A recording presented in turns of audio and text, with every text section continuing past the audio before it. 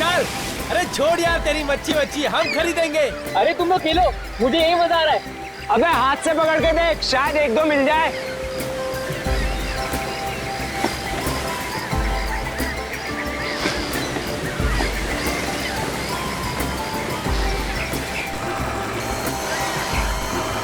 नहीं, कुछ फंस गया। क्या फंसा? अबे सब इधर आओ, बहुत बड़ी मछली है। Yes yes. रुक, संभल के खींच। अरे जोर लगा के। अरे खींच यार, लगता है बहुत बड़ी मछली है।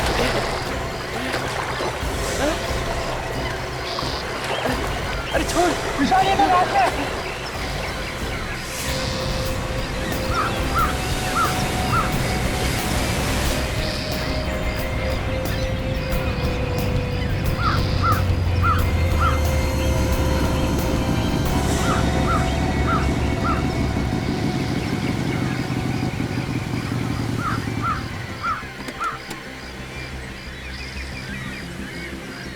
एक्सक्यूज मी, पीछे हटिए आप लोग। क्या हुआ था यहाँ पे? सर लाश है, लाश, आदमी की लाश सर, मछली के कांटे में फंसी हुई थी सर। सर हम तो वहाँ पे खेल रहे थे, यहाँ पे ये विशाल था, इसके हाथ में ये रॉड था सर, ये मछली पकड़ने वाला रॉड सर। पीछे हटिए आप लोग। पीछे आइए आप लोग, सब लोग पीछे हटिए, आइए यहाँ से।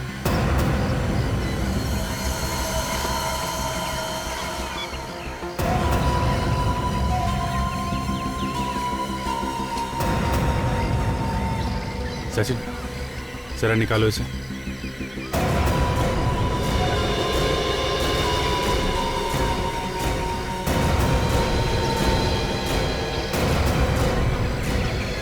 माय गॉड, सही लाश तो आधी है।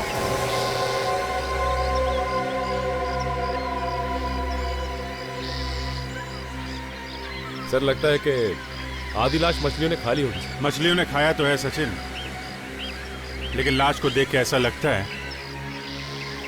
इतनी भयानक मौत है, लगता है इसका बाकी हिस्सा समंदर में कहीं बह गया है। जेब वगैरह देखो, कुछ पता चलता है इसकी आइडेंटिटी क्या है? सर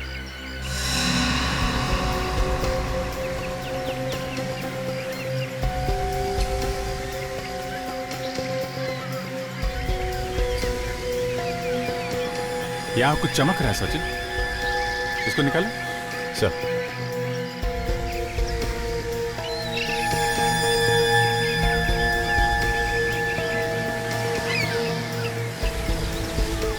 सर चाबी, किसी ने जूते के अंदर चाबी छुपा कर रखी है। कहीं इस चाबी की वजह से इसका खून तो नहीं हुआ?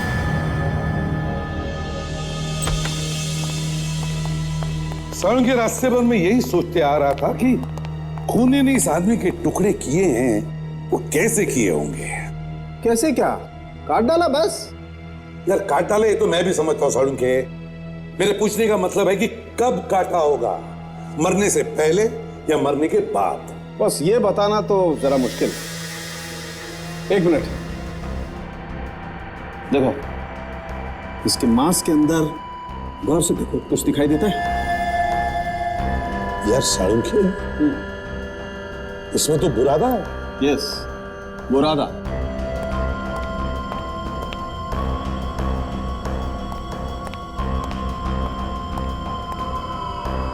बुरादा और नमक इस लाश में से मिला है। इसके पेट में से? पेट में से नहीं, पेट पे से। ये बुरादा इसने खाया नहीं है बॉस, इसका पेट काटते वक्त ये बुरादा इसके मांस में चला गया है। और ये नमक? नमक समुद्र के पानी से। और एक बात सर, जिस तरह से ये लाश काटी गई है उससे ये पता चलता है कि इसे 100 ब्लेड से काटा गया है। लकड़ी काटने की आरी जिसमें नुकीले दांत होते हैं, कुछ इस तरह से। तो इसका मतलब है इसे ऐसी जगह पे काटा गया है जहां पर लकड़ी काटने का काम होता है। इसकी उम्र क्या होगी काउंटर? हाँ, उम्र। आओ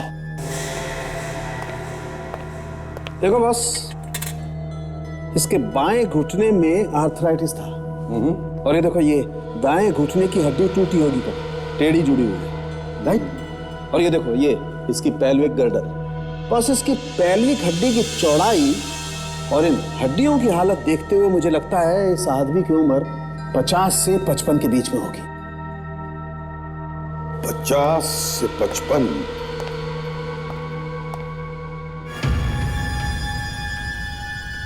ये चाबी सिर्फ एक चाबी नहीं, कुछ और है, कुछ और। हाँ सर, इस चाबी का ताला कुछ स्पेशल होगा, क्योंकि ऐसी चाबी हर रोज देखने को नहीं मिलती है सर। वही तो, इसलिए जैसे ही मैंने इस चाबी को देखा मेरा दिमाग तनक गया कि इस चाबी की वजह से ही तो इस बेचारे का खून नहीं हुआ। सर, क्या इस चाबी से पता चल सकता है कि आदमी है कौन? बिल्कुल पता चल सकता है, और अगर और कुछ नहीं मिला तो इस चाबी से ही ढूंढ निकालेंगे उस खूनी को और सजा दिलवाएंगे। सर, दो बातें तो पता चल चुकी हैं। एक, ये आदमी 50-55 साल के बीच का है, और दूसरा, इसे ऐसी जगह मारा गया जहां पे लकड़ी काटने का काम होता है। सर, कहीं से भी किसी भी पुलिस स्टेशन में 50 से 55 साल के आदमी के गायब होने की रिपोर्ट नहीं है सर। इसका मतलब है अभिजीत इस बेचारे को कोई जानता ही नहीं, ना इसके कोई लोग हैं जो इसके गायब होने की रिपोर्ट भी लिखवाएं पुलिस में। सर, ये चाबी बनाने वालों को दिखाते ही है चाबी, शायद वो बता सके इसके बारे में कुछ। हाँ जरूर, कोई ना कोई तो पहचानेगा इस चाबी को और बताएगा कि किस तरह के ताले में लगती है ये चाबी।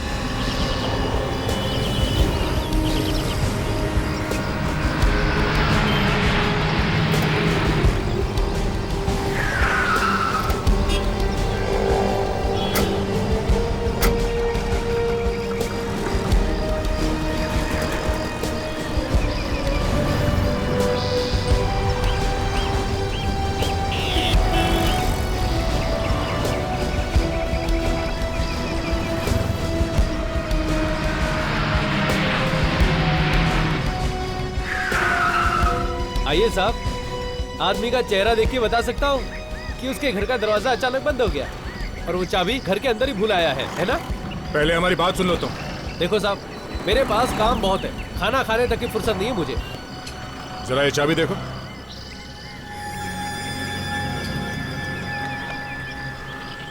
ये कहाँ से मिली साहब आपको? अच्छा, तो आपको ऐसी चाबी बनवानी है? इस चाबी का ताला है तुम्हारे पास? हमने तो सुना है कि इस तरह के चाबियों के ताले काफी मिलते हैं यहाँ पे। ये आप क्यों पूछ रहे साहब? कहीं कोई लंबा हाथ मारना है क्या? भाई देखने में तो आप लोग शरीफ लगते हैं। हम लोग सीआईडी से। सीआईडी? सलाम साहब। हाँ, हम लोग बहुत शरीफ लोग हैं, है ना? और कब तक? हाँ? कब तक? कब तक? जब तक सच सच बताओगे तब तक, समझा? समझ गया साहब। तो इस तरह के चाबियों के ताले कहाँ मिलेंगे? इस तरह के ताले फिलहाल तो इस शहर में नहीं बनते साहब। क्या बनते हुए? साहब, इस तरह के ताले दूसरे शहरों से बन के आते हैं, वो भी कोई अगर एग्जीबिशन वगैरह हो तो। अच्छा, हाल ही में इस तरह की कोई चाबी देखी है तुम? हाँ साहब, अभी 3 दिन पहले एक एग्जीबिशन में मैंने ये ताले देखे हैं। अभी शायद होंगे वहाँ। अभी भी एग्जीबिशन चल रहा है? हाँ साहब, हाँ साहब। कहाँ पे है ये एग्जीबिशन?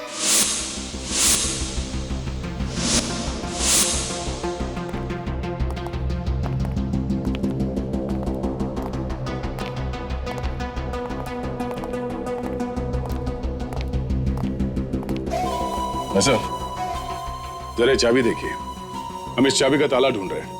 है आपके पास? देखिए भाई साहब, इस तरह के 6 ताले हमारे पास थे, लेकिन सभी के सभी बिक गए।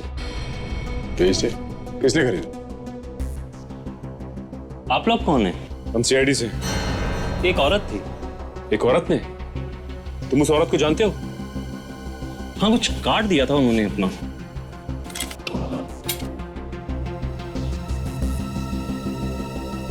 नीलम?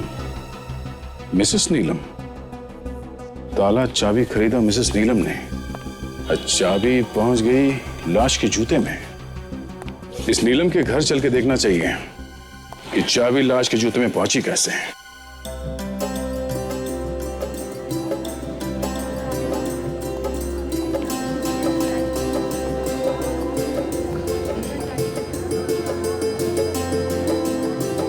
नमस्ते।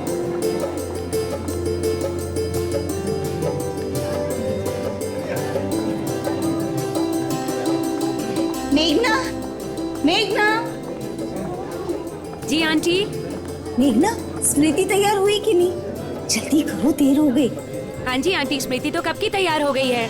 अच्छा अच्छा, उसे नीचे ले आओ। जी आंटी। और हाँ, साथ में वो अंगूठी वाली थाली भी लेकर आना। हाँ ठीक है आंटी। नमस्ते। नमस्कार भाभी जी। नमस्कार। नमस्ते। सब तैयारी हो गई है ना? हम लोग तो तैयार होके ही आए हैं भाभी जी, बस आप थोड़ा जल्दी कर लेंगे तो अच्छा होगा। स्मृति तैयार है, बस आ ही रही है।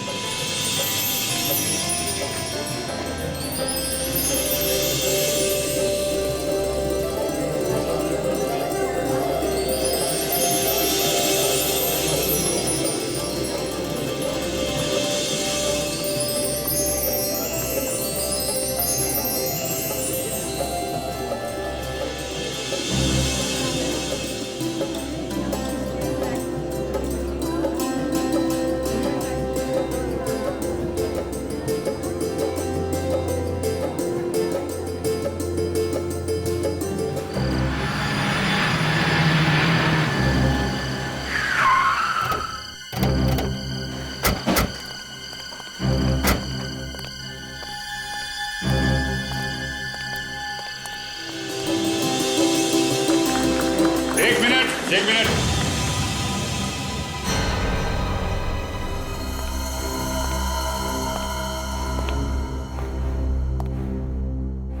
कौन है आप? और इस तरह से सगाई क्यों रोक रहे हैं? ये सब बाद में होता रहेगा। हम लोग सीआईडी से हैं। क्यों, क्या हुआ? एक खून हो गया है। खून? जी हाँ, एक खून हो गया है और हम लोग उसी खून का इन्वेस्टिगेशन करने आए हैं यहाँ पे।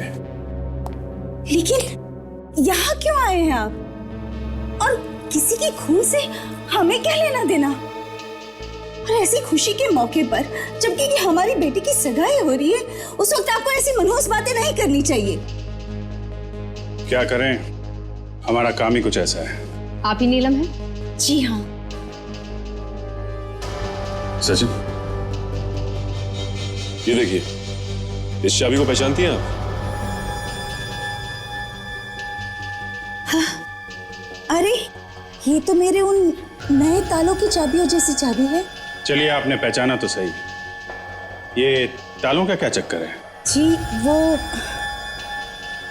मैं अपनी बेटी और दामाद को देने के लिए मेरे दूसरे घर में काम करवा रही हूँ। वहाँ रिनोवेशन भी चल रहा है। उसी घर के लिए मैंने 6 तालों का एक सेट मंगवाया था। ये चाबी बिल्कुल उनमें से एक ताले की चाबी जैसी ही लग रही है। ये आपको कहाँ से मिली? ये हमें एक लाश के पास से मिली। हाँ? लाश के पास से? जी हाँ, एक कटी हुई लाश जिसका चेहरा ही नहीं है। उस लाश ने जो जूते पहने थे, उस जूते में से हमें यह चाबी मिली है। इनके दूसरे घर में जाके देखो, इस चाबी का ताला कहाँ है, उसी से कुछ पता चलेगा।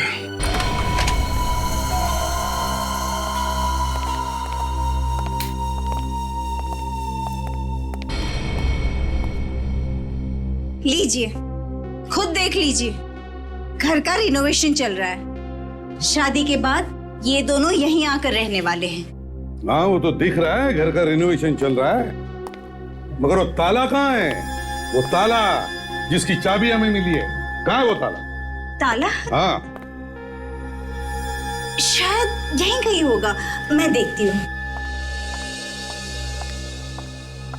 लेकिन सर, वो ताले की चाबी उस मरे हुए आदमी तक कैसे पहुंची? अगर ये बात हमें पता होती तो हम यहाँ पे आते आपसे पूछने के लिए। जी, आप सही कह रहे हैं सर।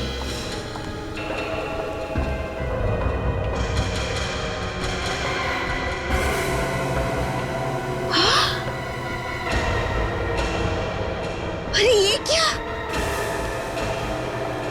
क्या मिसेस नीलम, आप इस तरह क्यों चौंकी? वो एक ताला। क्या एक ताला? इसमें 6 ताले थे और अब एक ताला गायब है। ये बॉक्स मैंने खुद ड्रॉर में रखा था। ताला गायब है? जी ड्रॉर में रखा हुआ ताला गायब है?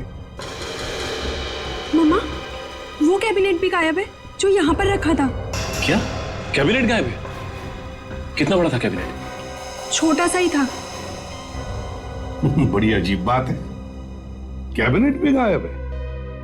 पहले हमें चाबी मिलती है एक लाश के पास, और जब हमें पता चलता है कि वो चाबी किसी ताले की है तो ताला ही गायब होता है, और फिर साथ साथ कैबिनेट भी गायब होता है।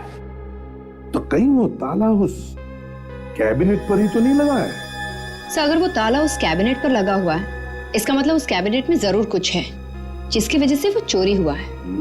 सचिन, घर की तलाशी लो अच्छी तरह से, एक एक कोना छान मारो, पता तो चले सच क्या है।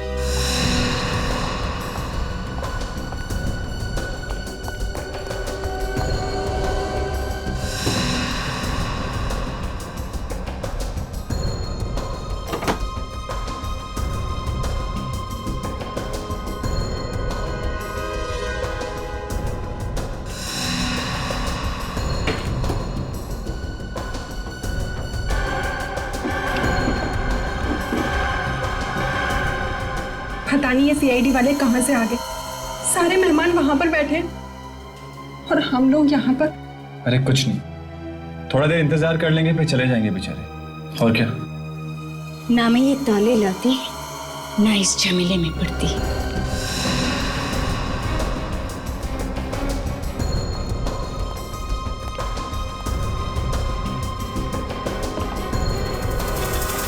सर! हाँ सचिन,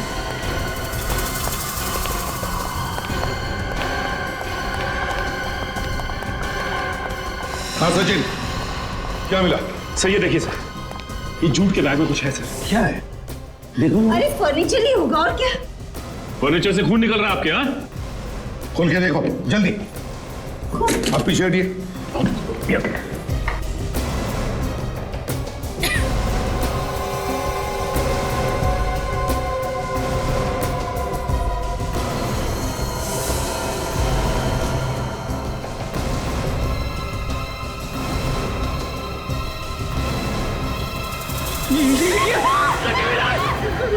हाँ, कटी हुई लाश। नीलम जी, ताला नहीं मिला नहीं सही, लेकिन ये लाश, ये धड़, ये जो आपके घर में से मिला, इसके बारे में तो पता होगा। किसका है ये? नहीं, मुझे नहीं मालूम। नहीं मालूम किसका है? तो चलो, ये तो पता होगा कहां से आया ये धड़। मैं नहीं जानती। नहीं जानती तो तुम लोग, तुम तो जानते होंगे कहां से आया ये धड़। नहीं सर, मुझे कुछ नहीं पता सर। मुझे कुछ नहीं पता। हम तो खुद हैरान है कि ये लाश कहां से आ गई। अच्छा, देखा सचिन, इनके घर में लाश, ये धड़ कहां से आया मालूम नहीं। शरीफ लोग हैं बेचारे, शरीफ। शायद वो फर्नीचर वाले छोड़ के गए होंगे जहां से नया फर्नीचर आया है। कौन सा फर्नीचर वाला? कहां से लेकर आया नया फर्नीचर? होम वाइट फर्नीचर से सर। होम वाइट फर्नीचर से? Home white? अच्छा। अगर ये नीलम सच बोल रही है तो लाश इसी फर्नीचर शोरूम से उसके घर पहुंची है। फर्नीचर के साथ लाश भी पैक करके भेज दी, और बड़ी अच्छी तरह से लपेट के भेजा था सर। आइए साहब, किस तरह का फर्नीचर चाहिए? कोई बिना लाश वाली चाहिए। क्या मजाक कर दिया, सवेरे सवेरे लाश का नाम ले लिया। रेड पाम्स बंगलो में तुमने फर्नीचर भेजा था, उसमें एक लाश थी। अब ये मत बोलना कि रेड पाम्स बंगलो कहाँ है ये तुम जानते नहीं हैं? जी नहीं, वाकई हमें नहीं मालूम कि रेड पाउस बंगलो कहाँ पे है। ये नाटक करना बंद कर दो, समझे? जी हमें वाकई में नहीं मालूम कि रेड पाउस बंगलो कहाँ पे है, और हमारे यहाँ से कोई फर्नीचर नहीं गया। फिर झूठ बोला तुमने। आप बिना बात के गले पड़ रहे हैं सर।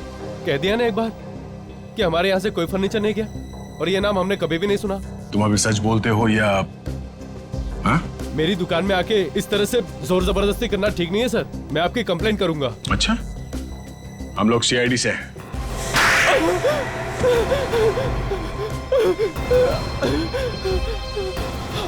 हाँ साहब, हाँ साहब, बंगले पर फर्नीचर हमारा ही जाता है। ये बात तुमने हमें पहले क्यों नहीं बताई? वो फर्नीचर हमारे यहाँ नहीं बना है सर।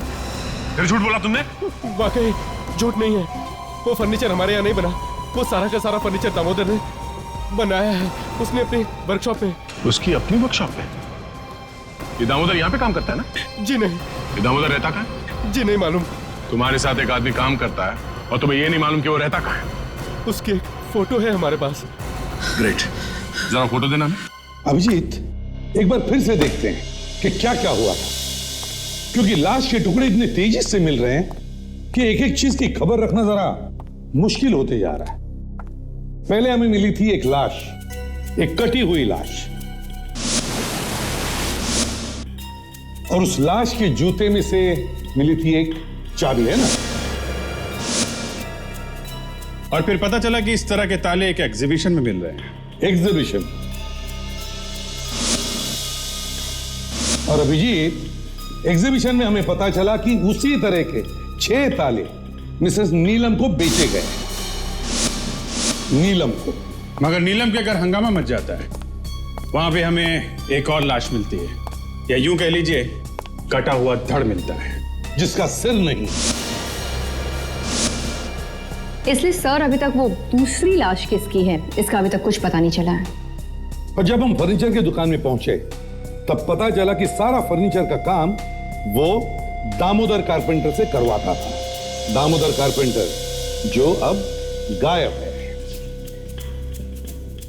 अब ये मरने वाला कौन है, उसका खून किसने किया, वो अलमारी कहां है, वो ताला कहां है, इन सारे सवालों का जवाब एक ही आदमी दे सकता था, दामोदर। और दामोदर गायब है। सर, ये दामोदर सिर्फ नाम का ही कारपेंटर है सर, उसका असली काम तो कुछ और ही है। अच्छा, क्या है? सर, ये एक पहुंचा हुआ अपराधी है। अपराधी है? हाँ सर, ये देखिए, अपहरण के जुर्म में 6 साल की सजा काट चुका है और अभी 2009 में ही छूटा है जेल से। अब तक लकड़ी काट रहा था, अब इंसान भी काटने लगा है। हाँ सर। यस डॉक्टर साळुंखे, क्या आप सच कह रहे हैं? ठीक है, हम लोग आते हैं। देखो बॉस, गौर से देखो, क्या दिखाई देता है?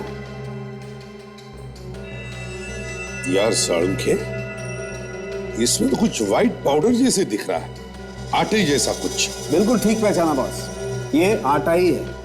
हमें इस आदमी के फेफड़ों में से गेहूं का आटा मिला है। लकड़ी के बुरादे के साथ साथ गेहूं का आटा भी। सर, जो धड़ आपको नीलम के घर में से मिला है वो धड़ दामोदर का ही है। सर, ये दामोदर खुद तो मर ही गया, मगर इस केस को और भी उलझा गया। हाँ, अब देखना यह है कि इस दामोदर को मारा किसने। सर, दामोदर का खून भी उसी ने किया होगा जिसने उस आदमी को मारा जिसकी लाश हमें समंदर में से मिली थी। वो कैसे सर? दोनों को मारने का तरीका एक है ताशा, तो खूनी भी एक ही होना चाहिए ना। हाँ, वो बात तो ठीक है अभिजीत, लेकिन एक बात समझ में नहीं आ रही है कि इस दामोदर के फेफड़ों में गेहूं का आटा आया कहां से। सर, शायद इनका खून किसी ऐसी जगह हुआ है जहां पे फर्नीचर का काम तो होता ही है, आसपास गेहूं पीसने की चक्की भी होगी, आटे की कोई बड़ी मिल। हाँ विवेक, ताशा, काजल, काम करो, पता करो शहर में ऐसी कितनी फर्नीचर की दुकानें हैं जिसके आसपास गेहूं पीसने का काम होता है। Yes sir.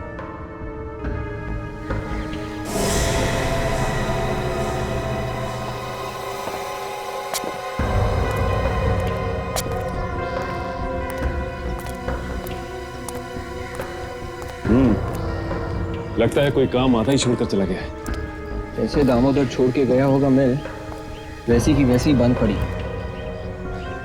बिल्कुल अच्छी तरह से ढूंढो।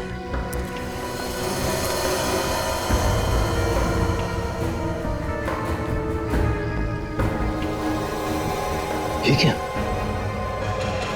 खून और मांस के टुकड़े। ओह, 100 ब्लेड के ऊपर भी मांस के टुकड़े। लगता है ये वही जगह है। विवेक, यहां से खून था।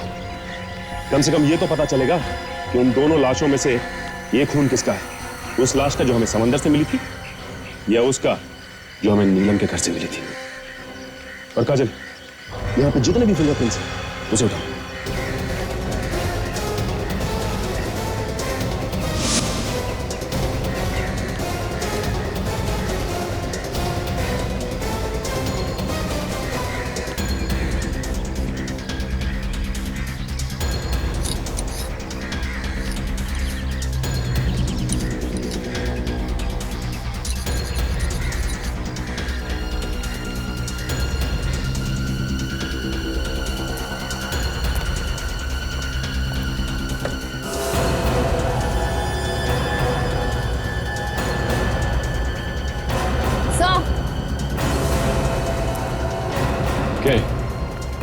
ये देखिए, शायद ये वही कैबिनेट है जो नीलम के घर से गायब हुआ है।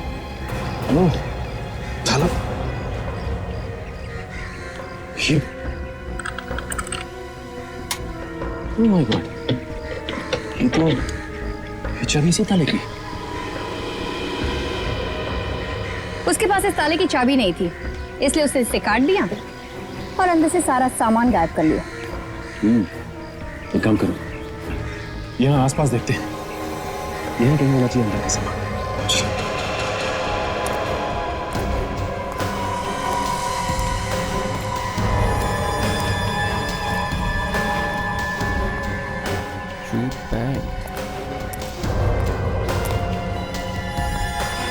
अरे, ये बैग तो बिल्कुल वैसी है जैसे हमें नीलम के घर में से मिला। सर, सूखा हुआ खून। सर, इस बैग के अंदर कुछ गड़बड़ है। खोलो, देखते क्या है।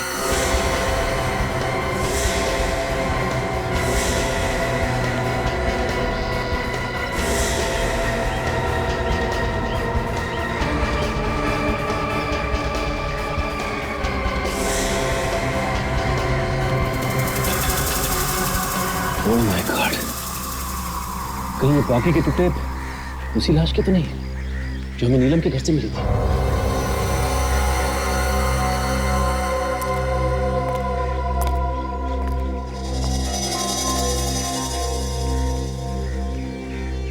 लगता है कोई इंपॉर्टेंट पेपर्स है, और इन जले हुए पेपर्स में कुछ तो ऐसा था जिसे खूनी मिटाना चाहता था। और हो सकता है ये पेपर्स इसी कैबिनेट में हो। एक काम करते हैं, इसे फॉरेंसिक ले चलते हैं। सालुनके साहब इसमें से सारी खबर निकाल लेंगे। सर, ये जला हुआ पेपर जो आप लोगों को उस लकड़ी काटने के कारखाने में से मिला था, हाँ। ये किसी फाइल का पेपर लगता है सर, जिसमें एक तरफ कुछ फोटो जैसा भी लगा हुआ था। फाइल का पेपर? जी सर, जैसे ही कुछ और इन्फॉर्मेशन मिलती है मैं आपको रिपोर्ट भिजवाती हूँ। नहीं तारिका, मुझे इस पेपर के बारे में डिटेल रिपोर्ट चाहिए, और वो भी जल्दी से जल्दी। एक बात तो पक्की है अभिजीत, कि चाबी की वजह से उस आदमी का खून हुआ है। यस सर, चाबी नहीं मिली तो पूरा का पूरा कैबिनेट ही उठा लिया। बाद में कैबिनेट को काटा, सबूत निकाले और जला दिया। मगर सर, नीलम के घर से वो कैबिनेट चुराया किसने होगा? दामोदर ने, और कौन चुरा सकता है? वही फर्नीचर डिलीवरी के बहाने घर में आसानी से आ जा सकता था, उसी ने उठा लिया होगा। सर, खूनी इस जले हुए कागज में ही छुपा है सर। सर, हाँ,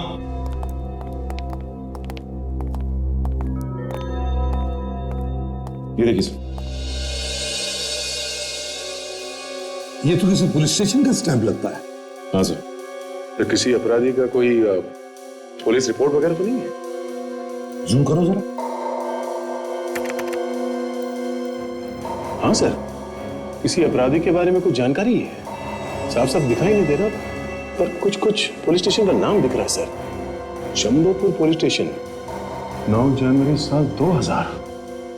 जंबोपुर पुलिस स्टेशन तो बंद हो चुका है सर। पुलिस स्टेशन बंद हो चुका है? हाँ सर। कोई बात नहीं, सेंट्रल रिकॉर्ड में से इस आदमी के पूरे डिटेल्स निकालो। यही सबूत मिटाना चाहता था। ये हमारे इंचार्ज हैं सर। हेलो सर, कहिए मैं आपके लिए क्या कर सकता हूँ? पुलिस जो क्रिमिनल रिकॉर्ड रखती है वो सारे यहीं पे हैं या कहीं और भी रहते हैं? सर सारा का सारा यहीं पे है।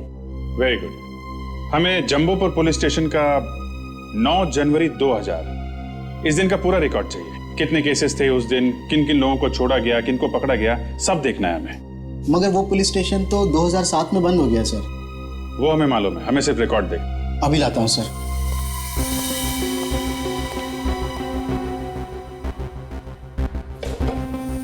ये लीजिए सर, ये उस पुलिस स्टेशन की केस फाइल है, जनवरी 2000 से दिसंबर 2000 तक। 9 जनवरी 2000 इस दिन तो 3 रिपोर्ट लिखवाई गई है सर। जेब कतरा, लापता, 19 साल की लड़की लापता और उसी दिन मिल भी गई। विकास है? ये क्या? जिस पर क्रिमिनल की सारी जानकारी होती है, ये पन्ना कहाँ है? ये तो फटा हुआ है। हमें नहीं मालूम सर। ये पन्ना कहाँ गया? सर हम सच कह रहे हैं, हमें कुछ नहीं मालूम। उसके ऊपर अपराधी की फोटो होती है, मालूम है ना? हाँ सर, वैसे इस पूरी फाइल की कॉपी हमारे पास कंप्यूटर में है। क्या? फाइल कंप्यूटर पे है? जी सर। तो देखा? आई सर।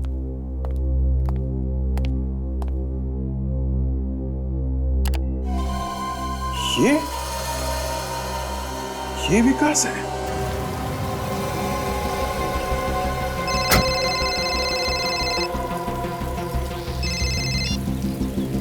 तू इतना दिन रुका है ना, तो 2 हफ्ते और भी रुक जा, तेरे सारे पैसे दे दूंगा मैं, समझा?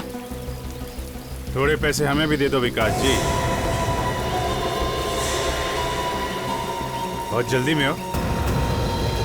अरे सर ये तो आलोक है, हमसे कोई गलती तो नहीं हुई सर?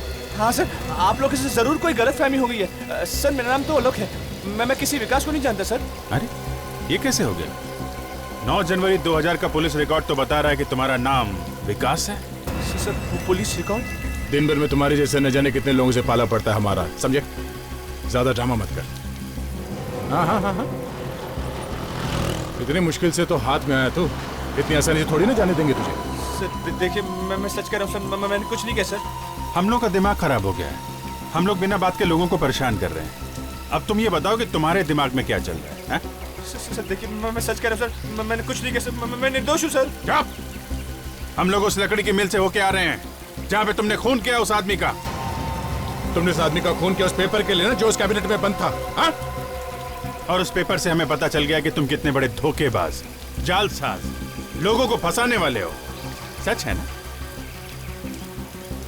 हाँ सर, सर ये बात सच है कि मैं सिर्फ पैसों के लिए अमीर घर की लड़कियों से शादी करता था, और एक बार जायदाद मेरे नाम पे आ गई तो उसके बाद में उन्हें छोड़ देता था। और स्मृति के साथ भी यही करने वाले थे तुम?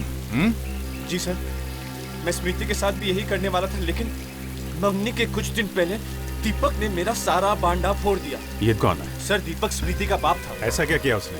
सर दीपक भी एक अपराधी था, और इसलिए नीलम जी और स्मृति उससे अलग रहते थे। सगाई के कुछ दिनों पहले वो मुझे धमकियां देने लगा कि अगर मैंने उसकी बेटी के साथ शादी की तो वो मेरी सच्चाई सबको बता देगा। तो तुमने खून कर दिया उसका? हाँ सर। अरे आइए आइए दीपक जी, मुझे अच्छे से मालूम था कि आप यहाँ पे जरूर आएंगे। आलोक तो ठीक नहीं कर रहा, मेरी बेटी की जिंदगी बर्बाद मत कर।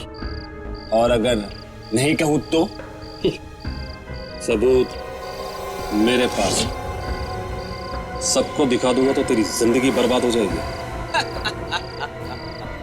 अगर तुम जिंदा बच के जाओगे तब ना दीपक साहब।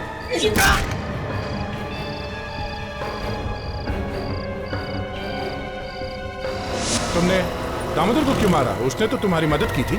सर दामोदर मर गया? हाँ, दामोदर मर गया है। तुमने मारा है ना उसे? सर देखिए, मैं सच कह रहा हूँ सर, मैंने दामोदर को नहीं मारा, बल्कि जब मैं वहां से निकला तो दामोदर जिंदा था सर। क्या? हाँ सर। दामोदर को तुमने नहीं मारा तो फिर किसने मारा? नीलम जी, आपका होने वाला दामाद आलोक है ना? आलोक, मगर ये आलोक नहीं, इसका असली नाम विकास है। विकास। और इसी ने आपके पति दीपक का खून किया। क्यों? मुझे तुमसे ये उम्मीद नहीं थी आलो। अरे तुम्हें तो शाम से कहीं डूब मर जाना चाहिए। क्यों किया तूने ऐसा आलो? क्या मिला तुझे मेरे पति को मार के? तो माफ कर दो आंटी, माफ कर दो मुझे। पापा ने कितनी बार कहा कि ये लड़का ठीक नहीं है, पर मैंने उनकी एक न सुनी। नीलम जी, मिस्टर दीपक आपके पति थे, है ना? जी। ये बात आपने हमें पहले क्यों नहीं बताई जब हम आपके घर आए थे? अपराध से जुड़े होने की वजह से हमने सारे संबंध तोड़ दिए थे उनसे, लेकिन इसका मतलब ये नहीं कि वो हमारे लिए कुछ नहीं थे। और आप मिस्टर प्रतीक, देखा क्या किया आपके बेटे ने? एक बेगुनाह की जान ले ली और आपने रोका तक नहीं उसे।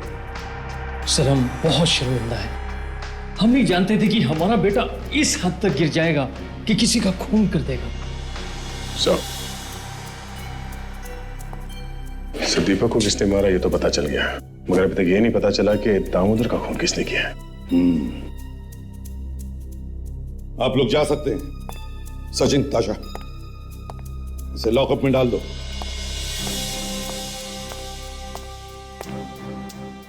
एक काम करते हैं, इस लकड़ी की फैक्ट्री में फिर से चलते हैं, आसपास पूछताछ करते हैं।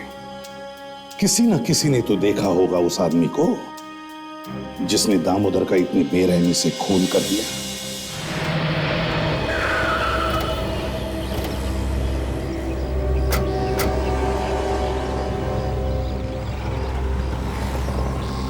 एक काम करते हैं, यहाँ पे जितनी भी दुकानें खुली हैं उन सब में पूछते हैं। हाँ?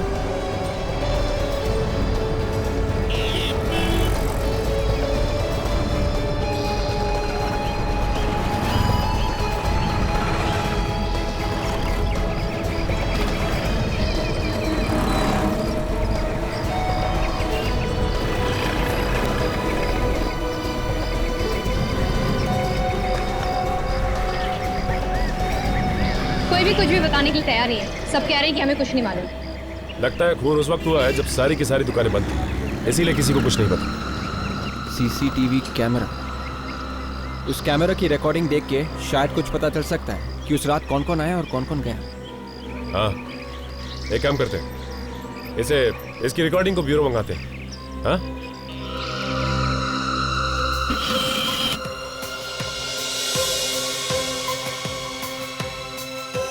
दो खून हुए सर इस लकड़ी वाली गली में, पर आसपास के दुकान वालों ने कुछ देखा नहीं। क्या कहा था आलोक ने? कितने बजे खून किया उसने दीपक का? शाम का टाइम था सर, अंधेरा हो चुका था। इसीलिए किसी ने देखा नहीं और उनके लिए आसान हो गया लाश को छुपाना। काफी लोग आ जा रहे हैं, इनमें से खूनी कोई भी हो सकता है। लोग आ जा रहे हैं, पर ये कार यहीं पे खड़ी है कोने में। जरा पॉज करो अभी एनलार्ज करो इस कार को, जूम करो और बड़ी करो कार। ये नंबर प्लेट देखो मुझे। मेरे नंबर प्लेट आधा कटा हुआ है सर, ZSS7 और ये नीचे 1B75, आखिरी नंबर गायब है सर। मतलब ऊपर 0 से 9 10 नंबर से में कोई भी हो सकता है, और नीचे भी 0 से 9 10 नंबर में से कोई भी हो सकता है। 10 नंबर ऊपर और 10 नंबर नीचे, मतलब कुल मिला के 100 नंबर। तो हर एक जन आरटीओ में फोन करो और एक एक नंबर का पता लगाओ। देखो, पता करो कौन मालिक है इस कार का।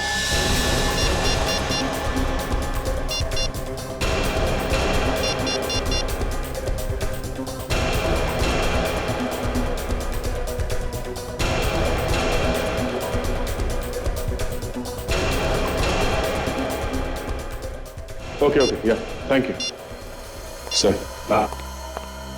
इस कार का मालिक मिस्टर प्रतीक है, ये आलोक का बाप है सर। आलोक का बाप? प्लीज नीलम जी, ऐसा मत कीजिए, ऐसा मत कीजिए। आप लोग जाइए यहाँ से। मैं आप लोगों की शक्ल भी नहीं देखना चाहती। इससे पहले कि मैं आप लोगों के साथ कुछ बुरा बर्ताव करूं, चले जाओ यहाँ से। अरे अरे नीलम जी, मेहमानों को इस तरह धक्के मार के नहीं निकाला जाता है। मेहमान तो भगवान होते हैं ना, इनकी तो पूजा करनी चाहिए। पूजा करने जैसी क्या चीज की है इन्होंने? हाँ, ये बात तो है। आलोक के साथ साथ मिस्टर प्रतीक के हाथ पे भी खून लगा हुआ है। मतलब आप लोगों को पता चल गया कि दामोदर का खून किसने किया है? जी हाँ, इस फोटो को ध्यान से देखिए आप लोग। देखिए इसे और पहचान के ये बताइए कि ये कार किसकी है। ये कार तो हमारी है ना? जी हाँ, आपकी कार। सगाई वाले दिन ये कार यहीं बाहर खड़ी थी ना? जी हाँ। मिस्टर प्रतीक, काम तो बड़ी सफाई से किया आपने, मगर एक गलती कर दी। ये कार लकड़ी के मिल के सामने छोड़ दिया आपने, जहां पे आपने दामोदर का खून किया था। दामोदर का खून? मैंने? ये क्या बात कर रहे हैं आप लोग मुझे क्यों फंसा रहे हैं? हाँ, दामोदर का खून तुम्ही ने किया है। मगर मैं तो उस दिन ऐसी जगह पर गया ही नहीं था। बुधवार की शाम को ये कार वहां पे थी जहां पे खून हुआ है। एक मिनट, बुधवार के दिन? शायद आंटी उस दिन तो गाड़ी आपके पास थी ना? पीछे हटो, वरना मैं मार दूंगी इस लड़की को। नीलम, छोड़ दो उसे। तुम जो कर रही हो गलत कर रही हो। कल की छोकरी, मुझे मत सिखाओ क्या सही है और क्या गलत है। सर प्लीज मुझे बचा लीजिए। देखती, मैं सच कह रही हूँ, मैं मार दूंगी इसे। चल, हटो यहाँ से, चले जाओ यहाँ से सब लोग। आगे मत बढ़ो, मैं कहती हूँ आगे मत बढ़ो वरना मार दूंगी मैं इसे। कल की छोकरी? हाँ, मैंने मारा दामोदर को। क्यों मारा? क्यों तुमने उसे? हैं?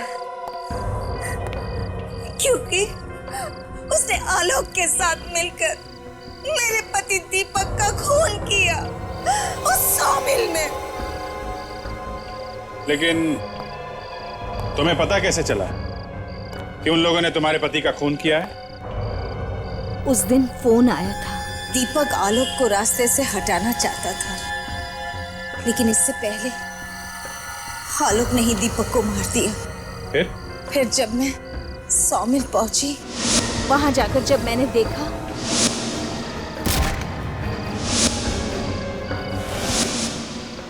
तो आलोक तो मुझे नहीं मिला, मगर दामोदर मिल गया और मैंने गुस्से में आकर उसी को मार दिया। जब तुम्हें पता था कि आलोक ने तुम्हारे पति का खून किया है, तो अपनी बेटी की शादी उसके साथ क्यों कर रही थी तुम?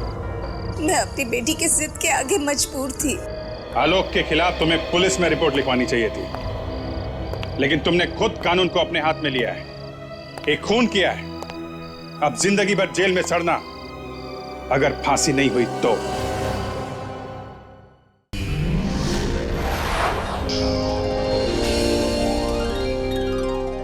If you want to enjoy more Desi crime content like this, please subscribe to our channel and click the bell icon. Stay connected with us.